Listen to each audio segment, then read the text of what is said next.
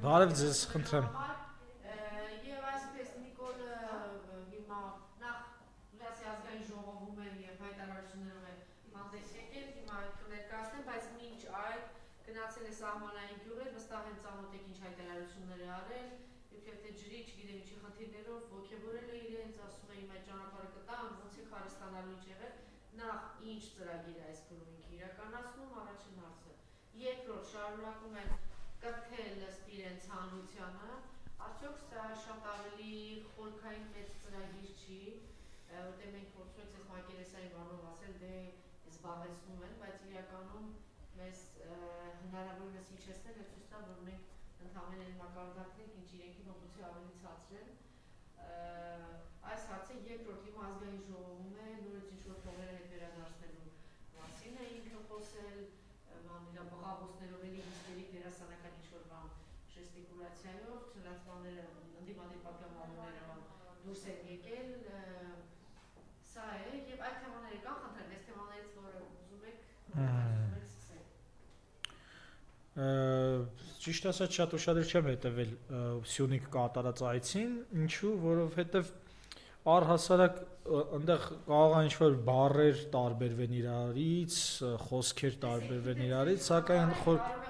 Մեջբերում ամեն ինչ ասել, օրինակ, պատերազմ չի լինելու, լինելու է խաղաղություն, պատերազմը որևէ հիմք չկա, այս Նիկոլ Փաշինյանն ասում։ Մեկ անգամ եւս նորից ընդգծել է, որ հրաժարվում ենք Մինսկի խմբի կառույցներից, եթե տենց մենք եկեք այդ դեպքում բան կանենք, ստորագրենք, մենք Ադրբեջանին առաջարկել ենք խաղաղության համաձայնագիր եւ Մինսկի խմբի կառույցները լուծարելու մասին ԵԱՀԿ-ին ուղղված համատեղ դիմումը ստորագրել միաժամանակ, այս ազգային ժողովն ասել։ Դրանից առաջ 2018 թվականի հեղափոխությունը բյուջեի աճի նոր տեմպ է տվել, պետբյուջեն 4.2 միլիարդ դոլար, այս սրիկայության բանը թե ինչքան է բարդ արտաքին ավելացրել, ինչի մասն է խոսում է փաստորեն բյուջեն 4.2 միլիարդ դոլարով ըստ իրա ստացել է, բայց դուք հիշում եք, որ ասեցի, մենք ի վիճակի չենք անգամ 1000 դրամով թոշակ թանկացնել։ Այսպիսի բան եւ դուք ասացի, որ ընթացքում դες չխանգարել։ Խնդրեմ, սկսեք երևի շրջանների այդ Ընդհանրապես որևէ շրջան, երբ որ սա այցելում է, կապված չի այդ շրջանի կենսամակարդակը բարձրացնելու, այդ շրջանի տնտեսական մակարդակը ու մարդկանց բարոյահոգեբանական վիճակը բարձրացնելու հետ, ինչը պետք է լիներ երևի կառավարության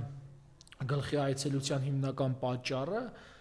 միշտ կապված է հայ-ադրբեջանական հարաբերությունների հետ, հա, եթե ինքը գնում է Տավուշ, ապա կապված է հայ-ադրբեջանական, հայ-ադրբեջանական չէ, ՔՊԻ եւ Ադրբեջանի սերտ հարաբերությունների հետ։ Եթե գնում է Արցախ, կրկին դրա հետ էր կապված։ Եթե հիմա գնում է Սյունիք, նորից կապված է դրա հետ։ Այսինքն իր նպատակն է այնտեղ պրոպագանդելու այն հանցանքները, որը ինքը կատարում է հայ ժողովրդի նկատմամբ։ Օրինակ, եթե գնում էր Արցախ, այնտեղ ինքը հիմք էր ստեղծում Արցախի հանձնման համար։ Օրինակ ասում էր Արցախը Հայաստան է եւ վերջ, այդպիսով բանակցությունների համար Հայաստանին դժվար կացության մեջ գցելով կամ ասենք իր բաներին էր մարդկանց էր ենթականերին էր այնտեղ դասավորում տրամադրություններն էր ստուգում, որպեսզի այդ հանձնմանը չխանգարի։ Եթե գնում էր Տավուշ գյուղացիների հետ հանդիպելու, գնում էր Տավուշ գյուղացիների հարիֆացնելու, ինչը իհարկե չէր ստացվում նրա մոտ, բայց նրա միտքը դա էր, որ պետք է գնամ հարիֆացնեմ այս մարդկանց, ասեմ, որ հեսա խաղաղության են գնում, հեսա ձեր տները, որ օրինակ այս տանը, որ 20 տարի ապրել եք, կառուցել եք, անցնելու է ադրբեջանական կողմին, բայց ոչինչ, դրանով բանը, մենք գնալու ենք այսպես կոչված խաղաղության, բարձունքները հանձնելով գնալու ենք խաղաղության։ Հիմա Սյունիքի կատարած այցը նույն կոնտեքստում է, հա, այսինքն եթե ՔՊ եւ Ադրբեջան ընդհանուր այդ սինխրոնիզացված գործող մի կառույց է եւ նրանց մոտ պետք է ուղղակի հաղթահարել այն խոչընդոտները, որոնք կապված են հայերի շահերի հետ, օրինակ Արցախի պարագայում այդ խոչընդոտները որոնք էին, հայկական բանակը, մարդիկ, որոնք հայկական բանակի ստեղծման եւ Արցախի ազատագրման ակունքներում էին կանգնած, հայ-ռուսական հարաբերությունները, հայ-իրանական հարաբերությունները, ինչու՞ չէ հայ-չինական հարաբերությունները, բայց հիմնականում հայկական բանակը եւ այդ մարտիկ, որոնք կանգնած էին այդ ակունքներում եւ Արցախի ինքնորոշման համար էին կռիվ տալիս։ Ուրեմն ինչ արվեց։ Նախ կանչվեց Յուրի Խաչատուրովը ՀԱՊ-ի գլխավոր քարտուղարից, Մանվել Գրիգորյանին դատեցին, հիմա չեմ ուզում մտնել նրա մեջ, թե արդյոք այդ դատերը արդյոք Մանվել Գրիգորյանին արժանի էր դատական գործերի թե ոչ, որովհետև այստեղ նպատակն է էական, հա, օրինակ եթե Մանվել Գրիգորյանին դատել են, որպեսզի Արցախը հանձնեն, արդեն այն մնացած մասերը, թե ինչ է տեղի ունեցել Մանվել Գրիգորյանի ժամանակաշրջանում, էլ էական չի, որովհետև մի կողմից արդարադատությունն է նպատակը, մյուս կողմից Արցախի հանձնումը, ինչը այսինքն արդար չի։ Եվ բանակում այդ կադրային ջարդը իրականացնելու ժամանակ փաստորեն այդ բանակը սարքել էին խարխուլ մի հատ կառույց ու նաև տապալում էին բանակցությունները, հա, հետևողականորեն բանակցություններն էին տապալում եւ Ռուսաստանի դեմ թշնամանք էին սրսկում ու այսինքն այդ շերտը, խոչընդոտները Արցախի պահպանման վերացնում էին։ Վերացրեցին, Արցախը ընկավ։ Իսկ հիմա, եթե միջանցքը Նիկոլ Փաշինյանը հանձնել է, բայց կա խոչընդոտ։ Ովքեր են այդ խոչընդոտները։ Նախ սահմանապահներ էին կանգնած ռուս սահմանապահներին, ահա վերացրել են, այնտեղից չկան համարյա չկան, եւ բանը Իրանի կարմիր գիծը, Իրանը ասում է ոչ, մենք մեզ համար այս տարածքների փոփոխություն չի լինելու, ոչ մի արտատարածքային բան չի լինելու, միջանցք չի լինելու, մենք չենք կարող թույլ տալ, որպեսզի առանց հսկելու այս Ադրբեջանի մի կետից օկուպացված մի կետից անցնի օկուպացված մյուս կետը, այսինքն Արցախից անցնի Նախիջևան, հա, այդ երկու տարածքները օկուպացված են, պետք է սա հստակ ամրագրել։ Ու հիմա պետք է այդ խոչընդոտն էլ վերացնել, իրանական խոչընդոտը։ Եվ այդ գործողությունների համար Նիկոլ Փաշինյանի անելիքներից մեկը նաև այդ հանրությանը համոզելն է, որ այս միջանցքը մի հատ նենց զիլ մի հատ ծրագիր է, որ դրանից հետո ձեր ոչ թե ատամներն են ոսկուց լինելու, այլ ձեր տները եւ դարպասները։ Ինչը արվում է, հա, այսինքն Նիկոլ Փաշինյանը, քանի որ ինքը հավանաբար հանուն փողի է ամեն ինչ անում եւ այդ պրոյեկտում է նաեւ մյուսների վրա եւ ինչ է ասում գյուղացիներին ասում է որ դա այդ միջանցքը որ լինի դուք միլիոններ եք աշխատելու մինչդեռ ինքներդ տեսեք Արցախի հանձնումից հետո ինչքան է աղքատությունը եւ խնդիրները սոցիալական խնդիրները շատացել, հա, տեսնում եք եթեր ԿՊԱ-ական է մտել այս ճանճը, բանը եկել է մեր զրույցին մասնակցին։ Ու բանը Արցախի անկումից հետո այս ամբողջ սոցիալական խնդիրները, որ հարուցվել է, չէ՞ որ սրանց թեզն էր Արցախը բեռը հանձնենք, հանգիստ ապրենք, մինչդեռ Արցախը հենց այն հարստություններ, որը մեզ տալիս էր հնարավորություն մեր հետագա խնդիրները կենսամակարդակը բարձրացնելու համար։ Միայն են որ 150,000 մարդ իրանց տան մեջ էին ապրում եւ ինչ որ 40+10 խնդիր չունեին լուծելու կամ դեսուդեն ընկնեին, պարտքով փող ճարեին, որ վարձերը մուծեին կամ բանը կամ ընկած բանը քաղաքացի էին, պարզվեց մի օրվա մեջ էլ քաղաքացի չեն, ընկնեն դռնեդուրն հասկանան քաղաքացի դառնան, թե չդառնան, թե արդյոք Արցախ կարող է մի օր վերադառնան, թե ոչ, այս ամբողջի հետ եթե վերցնում ենք, հասկանում ենք, որ սրանց ամեն խոսք, որ ավելի լավ է լինելու, բնականաբար տանում է ավելի վատին։ Եվ բնականաբար այդ մեղրի առանց հսկելու բան ադրբեջանական ապրանքների տեղափոխումը հանգեցնելու է այն իրավիճակին, որ Ադրբեջանը շրջափակելու է մի օր Հայաստանը, ինչպես դա արեց Բերձորի հետ։ Ադրբեջանի նպատակները պարզ են, հա, երբ որ մեկի մոտ մի ձև ստացվում է ինչ որ հաջողության հասնել, նկատի ունեմ թուրքերին, որոնք իրենց պատմությունը հենց շրջափակելով են, հա, սկսել, այնտեղ շրջափակեցին Կոստանդնուպոլիսը, հետո շրջափակում էին Արևմտյան Հայաստանում, անընդհատ այնտեղ բանն էին շրջափակում, Մուսալերն էին շրջափակում, մի խոսքով ամենտեղ այդ շրջափակելով է եւ Արցախը շրջափակեցին։ Այդ իմիջիայլոց սրանք էլ չի 2018 թվականին, որը եկան, էլի այդ շրջափակելու ծրագրերով էին առաջնորդվում, ինչը ամենայն հավանականությամբ հենց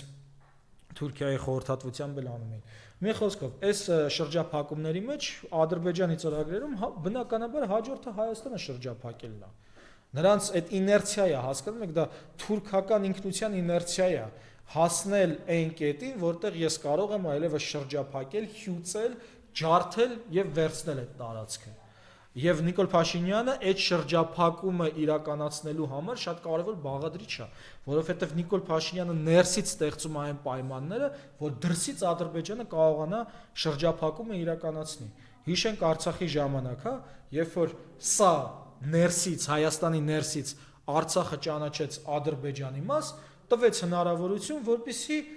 Ադրբեջանը շրջափակի Արցախը, այլ պայմաններում ինքը չէր կարող շրջափակել Արցախը, որովհետև Արցախի կարգավիճակը դեռ հայտնի չէր։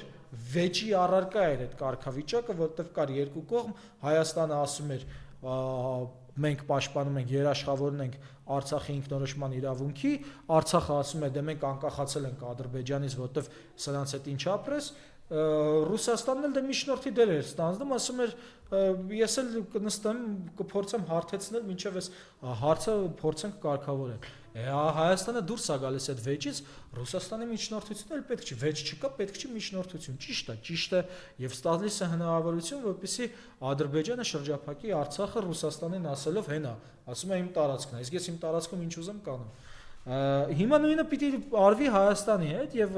հետեւողականորեն արվում է։ Այս մեղրի այցելը, մարդկանց գլխին փափուկ բարձ դնելը, ցեղասպանության պայմանագիր կնքելը, անունը դնել խաղաղության պայմանագիր եւ այլն եւ այլն։ Մինչդեռ տեսեք, որևէ պայմանագիր, որը կնքում են սրանք, ինքը որևէ ուժ չունի, որովհետեւ պայմանագիրը, եթե դուք ձեր հարևանի հետ պայմանագիր եք կնքում, չէ, երկուսդ ինչ որ երաշխիք ունեք, որ այդ պայմանագիրը իրականացվելու է։ Դա կարող է լինել ուժը, դա կարող է լինել հարգանքը ձեր մեջ, դա կարող է լինել ավանդույթները երկու ձեր եւ ձեր հարևանի, եւ հակառակը կարող է ձեր հարևանը ասել, դե հա, հարիֆացնեմ մի հատ ստորագրենք, հետո ես էլի իմ տարածքը առաջ կտամ, իրա բորդյուրս կտանեմ առաջ, իր տարածքը կգրավեմ։ Հիմա սրանց բaragայում նույնն է, չէ՞ որ սրանք կնքել են նոյեմբերի 9-ի համաձայնագիր։ Այդ համաձայնագրի տակ ում ստորագրությունն է Նիկոլ Փաշինյանի։ Այդ համաձայնագրով ինչ պետք է աներ Ադրբեջանը, պետք է վերադարձներ գերիներին։ Վերադարձրել է։ Ոչ, ուրեմն ինչ է արել, արհամարել է Նիկոլ Փաշինյանի ստորագրությունը։ Սա այն դեպքում, եթե Նիկոլ Փաշինյանը դավաճան չի։ Էլ ինչ պետք է անել Ադրբեջանը։ Պետք է կանգներ այնտեղ իր զորքերը ստոպ տային, հա, ասես լրվեր այնտեղ, այն պահին, երբ որ ստորագրվել էր այդ պայմանագիրը, համաձայնագիրը կամ եթե կուզեք, կամ հայտարարությունը, կապ չունի։ Արվել է։ Ոչ, Ադրբեջանը գնալով առաջ է եկել։ Նախ վերցրել է Արցախի հարավային մնացած մասը, ապա առաջացել է Խծաբերդ, հետո Փառուխ, հետո Քարագլուխ, հետո անվերջ առաջանում էր, արվել է, չի արվել, ուրեմն ինչ է ենթադրում սրանից, որ Ադրբեջանը թքած ունի Նիկոլ Փաշինյանի ստորագրության վրա։ Մյուսը ինչ պետք է արվել։ Պետք էր Հայաստանը կապը պահել Արցախի հետ, ճանապարհ լիներ դեպի Արցախ։ Սա արդեն Նիկոլ Փաշինյանը Արցախը ճանաչելով Ադրբեջանի կազմում, արդեն վերացրել է այս կետը։ Հիմա այս պարագայում, այս ստախոսը, որը 44 օր ստել է 10 միլիոն մարդու, պլյուս մնացած բաներին, հետևողներին, ինչու պետք է որևէ մեկը, այդ թվում Շվանիձորի, Մեղրու եւ Ագարակի մնացած բոլոր Սյունիքի տարածքների բնակիչները հավատան այս ստախոսին։ Ոչ թե հարց է պիտի հավատան թե չհավատան, այլ իրավունք չունեն հավատալու, որովհետև յուրաքանչյուր մարդու հավատալը Նիկոլ Փաշինյանի եւ քաղաքացիական պայմանագրին վնասում է իմ եւ ձեր անվտանգությունը։ Եթե որևէ մեկը ասում է, որ Նիկոլ Փաշինյանը ճիշտ է ասում, նա սպանում է ինձ եւ ձեզ։ Մյուս կողմից սա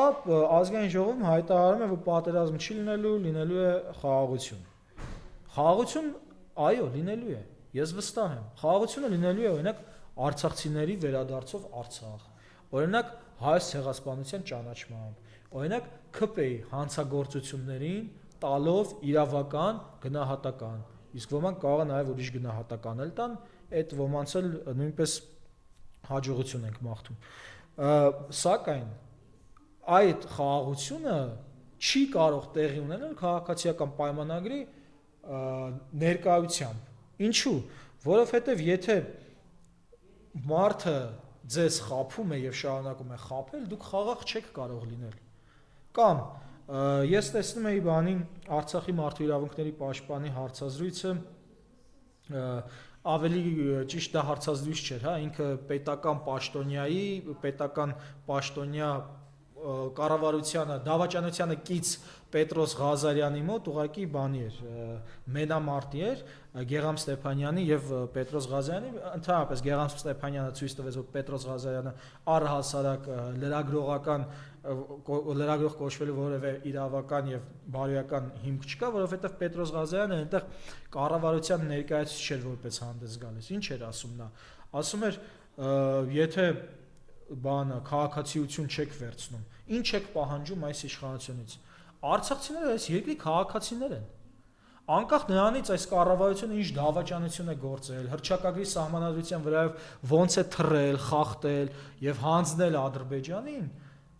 արդեն այդ ապօրինությունների շղթայի արդյունքում է, որ արցախցիները զրկվել են դե ֆակտո ճակերտների մեջ, կեղծ զրկվել են քաղաքացիությունից, դրանք չեն զրկվել քաղաքացիությունից, որովհետև մինչև քաղաքացիությունից զրկվելը եղել են այն ապօրինությունները, որ նրանց բերել են, հասցրել են առանց քաղաքացիության վիճակի։ Մյուս կողմից արցախցիները այստեղ պետական պաշտոններ են ստացել, արցախցիները Արցախի անձնագրով մտել են դեսպանատններ եւ արտերկրի գործընկերները ճանաչել են նրանց անձնագրերը, այնպես որ այստեղ Պետրոս Ղազարյանը, որը կառավարության դավաճանությանը կից էլեմենտ է, նախ եւ առաջ պետքա սովորի հայոց արդի պատմությունը, որի ներկայացուցիչն է նաեւ ինքը, այսինքն ինքը այդ պատմությունը, որը հիմա կերտվում է, ապրել է այդ պատմության մեջ եւ նպաստել է, որպեսզի արցախցին դե ֆակտո զրկվի քաղաքացիությունից։ Ուրեմն հետեւաբար այս հարցը, որ գնացեք քաղաքացիություն ստացեք նոր կառավարությունից բան պահանջեք, ինքը գոյություն չունեցող հարց է, որովհետև արցախցիները չեն զրկվել քաղաքացիությունից։ Արցախցիներին պարտադրում են, որպեսզի իրանք նորից ստանան քաղաքացիություն։ Սա շատ կարևոր է հասկանալ, որ չի կարող արցախցին զրկված լինել քաղաքացիությունից, որովհետև Հայաստանի հռչակագիրը պաշտպանում է Արցախի երաշխավորն է Արցախի անվտանգության, որովհետև Հայաստանի Սահմանադրությունն ու հռչակագիրը Արցախի ինքնորոշման իրավունքի մեջքին են կանգնած եւ Հայաստանը չի կարող հրաժարվել, չէր կարող հրաժարվել այդ սկզբունքներից։ Եթե հրաժարվել է, դա ապօրինություն է, եւ եթե այդ ապօրինությունը բերել է նրան, որ կառավարությունը հայտնի, որ արցախցիները Հայաստանի քաղաքացիներ չեն, դա ապօրինության շարունակություն է, այսինքն դաբլ ապօրինություն է, ապօրինության քառակուսի, ապօրինության ֆակտորիալ է, եթե կուզեք։ Այնպես որ սա նախ հանրային հեռուստատեսությունում մեր հարկերով սնվող Պետրոս Ղազարյանը պետք է մի հատ լավ հասկանա մարդկանց իր մոտ կանչելուց, մյուս խնդիրը, որ այս դավաճանության կից ներկայացուցիչը հայտարարում էր, որ արցախցիների իրավունքները բանակցային սեղանին դնելով դուք հրահրում եք պատերազմ, այս նոնսենս է, սա լրագրողական մի հատ նոնսենս է, որը ասենք առաջի դասարանի յուրաքանչյուր Պողոս եւ Պետրոս կարող է բացատրել, որ ընկեր ջան, երբ որ մարդու իրավունքները խախտվում են, դու պետքա հատկապես եթե լրագրող ես, կանգնես մարդու իրավունքների կողքին, ոչ թե կանգնես քո երևակայությունների կողքին, վայ գիտեք ինչ բան է, հեսա պատերազմ կլինի։ Այդ ուր եք այն ժամանակ, երբ որ մենք ձեզ զգուշացնում ենք, որ հեսա պատերազմ է լինելու եւ հենց Պետրոս Ղազարյանին, որ Արցախը հանձնման են տանում։ Ուր եք այդ ժամանակ, այդ ինչու բան չէիք անում, չէիք խոսում այս նույն տոնայնությամբ, այտենց պատերազմից վախեցողներ եք։ Իհարկե Արցախի ժողովրդի վերադարձի իրավունքը որևէ կերպ առնչություն չունի պատերազմական հարաբերությունների հետ։ Արցախի ժողովրդի վերադարձի իրավունքը խաղաղության հարց է, որովհետև չկա խաղաղություն, որտեղ մարդու իրավունքները պաշտպանված չեն։ Խաղաղությունը նրա համար է, որպեսզի մարդու իրավունքները պաշտպանվեն։ Օրինակ, եթե ֆաշիստական Գերմանիան աչուձախ հարձակվում էր, հա, Լեհաստանի վրա, Չեխոսլովակիայի վրա, չգիտեմ, այնտեղ սովետական միության վրա եւ կոտորում էր հрьяաներին, ինչ էր սրանից ենթադրում։ Սրանից ենթադրում էր, որ այս մարդկանց իրավունքները խախտվում են։ Ճիշտ է։ Եվ արդյունքում, երբ որ Հիտլերը տանուլ տվեց պատերազմը, եւ ճիշտ է, հենց խաղաղության պայմանագիր չի կնքվել, բայց այնուամենայնիվ հաջորդ փուլը մարդու իրավունքների պաշտպանությունը վերականգնելու փուլն էր, եւ դրա համար ստեղծվեց միավորված ազգերի կազմակերպություն, դրա համար ընդունվեց մարդու իրավունքների համընդհանուր հռչակագիր, մարդու իրավունքների պաշտպանության եվրոպական կոնվենցիա։ Սա է իմաստը։ Հիմա երբ որ Ադրբեջանը խախտում է մեր իրավունքները, երբ որ կտրում է 85-ամյա ծերունու վիզը եւ հետախուզում է հայտարարված նրա նկատմամբ, դա հայտարարված է նաեւ նրա համար, որովհետեւ զրկել են այդ մարդուն կյանքի իրավունքից եւ հետախուզում է հետ վերցնելով, դու ոտնահարում ես այդ մարդու կյանքի իրավունքը, ժողովրդավար Հայաստան ես կոչվում։ Իհարկե ժողովրդավարության հետ որևէ առնչություն չունի այս բռնապետական իշխանությունը, բայց այնուամենայնիվ պետք է նույնիսկ կրկնել։ Հետևաբար Պետրոս Ղազարյանը, երբ որ այս անհեթեթությունը, եթե կուզեք հիմարությունը ասում է Արցախի այն էլ մարդու իրավունքների ներկայացուցիչի մոտ, մենք բոլորս պետք է հասկանանք, որ արցախցիների, Արցախի բնակվող հայերի իրավունքները խախտված են, սեփականության իրավունքը, կյանքի իրավունքը, ազատ տեղաշարժվելու իրավունքը, արժանապատվության իրավունքը, այս բոլոր իրավունքները ամրագրված են թե բանով, մարդու իրավունքների համընդհանուր հռչակագրով, թե մարդու իրավունքների եվրոպական կոնվենցիայով։ Եթե համաձայն չեք, որ պետք է այս կոնվենցիաները գոյություն չունենան, այդ դեպքում մենք ստեղծենք մեր միջուկային զենքը, եւ մենք միջուկային զենքով սկսենք մեր հարցերը լուծենք, եթե մարդու իրավունքները այլևս գոյություն չեն ունենալու։ Չէ՞։ Տրամաբանական է, չէ՞։ Բայց ինչի պետք է գան տարեց մարդուն մեր հայրենակցին մորթեն, մենք էլ ասենք ախպեր, հետախուզում ենք հայտարարում, սրանք գնան հետախուզումը հանեն։ Այդ պարագայում, եթե դուք համաձայն եք սրա հետ, եթե դուք ողջունում եք հայ-ադրբեջանական խաղաղությունը այս մարդկանց կյանքի իրավունքի ոտնահարման կոնտեքստում, այդ դեպքում մենք ստեղծենք մեր զենքերը, մենք մեզ պաշտպանենք։ Ընդ որում ոչ թե թողեք, այլ պետք է տես լինի, որովհետև եթե չի գործում արդարադատությունը, մարդը իրավունք ունի իր արդարադատությունը ինքնուրույն վերականգնելու, եւ անկախ նրանից կձերբակալեն նրան, կգցեն բանտ, ինչ կանեն, կխոշտանգեն, դա չի վերացնում իր իծնե, եթե կուզեք քրիստոնյաների համար Աստծուց տրված, աշխարհիկ մարդկանց համար հռչակագրից տրված իր իրավունքների պաշտպանությունը։ Տրամաբանական է, չէ՞։ Հստակ է, չէ՞, եթե չի գործում արդարադատությունը, ինքդ դու պետք է այդ արդարադատությունը իրականացնես։ Հետևաբար, ամփոփելով սա, Պետրոս Ղազարյանը չունի այդ գիտելիքները ոչ միջազգային հարաբերության, ոչ լրագրության, ոչ իրավունքների եւ մարդկայնության հետ կապված, որովհետև նրա այն փախստականների վերադարձ կուզեք ասեք, նա դիտարկում է, որ փախստականների վերադարձի հարցը կարող է բերել պատերազմի, սա ծիծաղելի է, հասկանում եք, կրթվեք, ընկեր լրագրողներ, կրթության գիտության նախարարը ձեր ազգականն է, բարեկամը, կինը երևի, ամոթ չի, հա, չսովորելը ամոթ չի, չիմանալը ամոթ չի, չսովորելն է ամոթ։ Անպայման կրթվեք, որպեսզի հասկանաք, որ փախստականների հարցը բանակցությունների, կոնֆլիկտների մեջ ամենաեական հարցերից մեկն է, եւ դրա համար այս 30 տարվա բանակցություններում, երբ որ վիճարկվում էր իրար հակադարձ բաները, սկզբունքները, մարդու իրավունք, ազգերի ինքնորոշումը եւ տարածքային ամբողջականությունը, երբ որ սա էր դժվարը կոնֆլիկտում, միշտ ամրագրվում էր փախստականների վերադարձը, եւ այդ փախստականների վերադարձի ամրագրմանը, որը վերաբերում էր եւ հայ փախստականներին եւ ադրբեջանցի, որ պետքա վերադառնային, այս սրա համար որևէ մեկը չէր կարող ագրեսիա կիրառել այս սկզբունքի համար, որը ամրագրված էր թե մադրիդյան սկզբունքներով, թե հետագայում։ Ինչ են շարունակում, ասեք, փախստականների վերադարձը հմեկով նստած մարդը ասում է կարող է բերել պատերազմի։ Դու ապուշ ես, ոնց կարա փախստականների վերադարձի հարցը, որը ամբողջ աշխարհով դա ընդունված նորմա, մարդասիրական եւ բանի հռչակագրեր։ Դու ոնց կարաս ասես բանը։ Ընդ որում փախստականների վերադարձի հարցը ոչ միայն մարդու իրավունքների կոնվենցիայով է ամրագրված, այլ նաև Ժնևի, այլ բանով կա այնտեղ նախադեպի որոշումներ կան։ Մի խոսքով, այս հարցը եկեք սենց վերջացնենք ու կարծում եմ սրանով արդեն կարող ենք ավարտել այսօրվա խոսակցությունը։ Շնորհակալություն։